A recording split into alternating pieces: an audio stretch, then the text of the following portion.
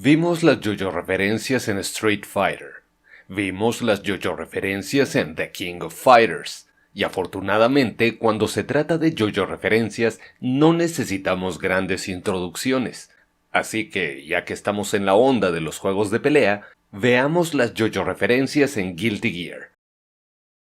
Empecemos por Soul Bad Guy, quien se luce con una evidente referencia a Jotaro al pronunciar la clásica frase "Yare yare daze". Esta frase ha sido traducida al inglés como "Give me a break", o en español "Dame un descanso" o un respiro. Coincidentemente, el tema musical de Soul en Guilty Gear Xrd se llama "Give me a break". Puede que Kai Kiske, el rival de Soul, no tenga una JoJo referencia para mostrarnos, pero afortunadamente una copia robótica suya puede llenar ese vacío. El overdrive de Robo-Kai consiste en una rápida sucesión de golpes, cada uno acompañado de un kanji. Algo similar al clásico Ora Ora, pero aún más parecido a la variante característica de Dio, principalmente por el hecho de que al traducir los kanjis nos encontramos con los siguientes significados. En cuanto se refiere a la vestimenta y el peinado, Venom guarda parecido con Abakio. Con relación a lo anterior, cabe resaltar que el debut de Venom en Guilty Gear X fue un año después de que la emisión del manga de Evento Áureo llegara a su fin, y más interesante aún resulta que Junichi Suwabe, el actor de voz que interpreta a Venom, le prestara también su voz a Abakio en la versión animada. Sato One o Satoichi es una viva referencia a Dio. Su vestimenta se asemeja a la de este último en Stardust Crusaders, y su pose de victoria resulta similar a las posturas de Dio al pronunciar el emblemático Además de aquello, la pose de victoria entre rounds califica perfectamente como una JoJo pose. Y como si lo anterior fuera poco, el actor de voz que interpreta a Sato desde Guilty Gear Xrd y también a Eddie es Takehito Koyasu, quien también le dio su voz a Dio en la serie animada y en los juegos Jump Force y JoJo's Bizarre Adventure All-Star Battle y Eyes of Heaven.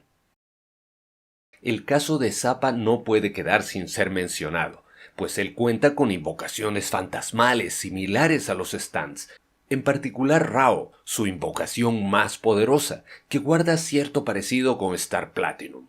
La animación de Zappa rememora la inolvidable postura de Dio en Heritage for the Future y, al observar con detenimiento los ataques de Zappa, podemos apreciar uno en el que esta extraña criatura sale de su espalda para asestar el golpe. Esto podría ser referencia a Cheap Trick, el stand que se adhirió a la espalda de Kishibe Rohan. Finalmente, su vestimenta, en especial los corazones, es una evidente referencia al atuendo de Vanilla Ice en Stardust Crusaders. Interesante resulta que, acorde al registro número 6940 del Buró de Administración de la Postguerra, existen hipótesis de que el origen de las invocaciones de Zappa podría atribuirse al intento de producir un arma secreta durante o después de las Cruzadas. Si bien la investigación permite encontrar las referencias a JoJo's Bizarre Adventure, también puede llevarnos a encontrar otras que parecen ser JoJo referencias, pero en realidad no lo son. En la saga Guilty Gear encontramos a Jam Cradleberry, conocida como la chef del puño de hierro.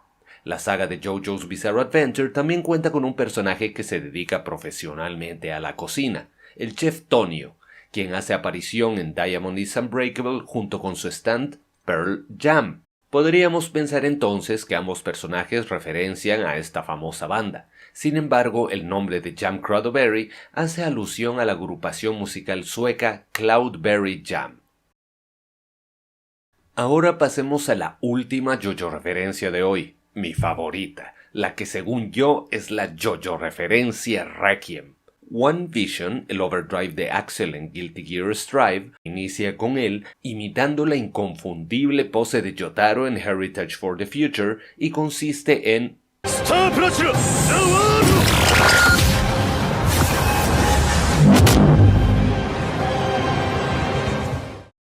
Dejando de lado lo que corresponde a las mecánicas del juego, una de sus más notorias características es la gran cantidad de referencias musicales presentes en los personajes y sus técnicas, tal como ocurre con JoJo's Bizarre Adventure, así que probablemente podríamos decir que se trata de una multi-JoJo referencia.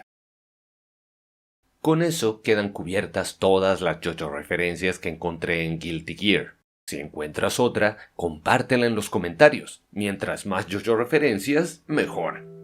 Te agradezco por haber dedicado valiosos minutos de tu vida al producto de mi trabajo y me despido hasta que la gravedad permita que nos encontremos de nuevo.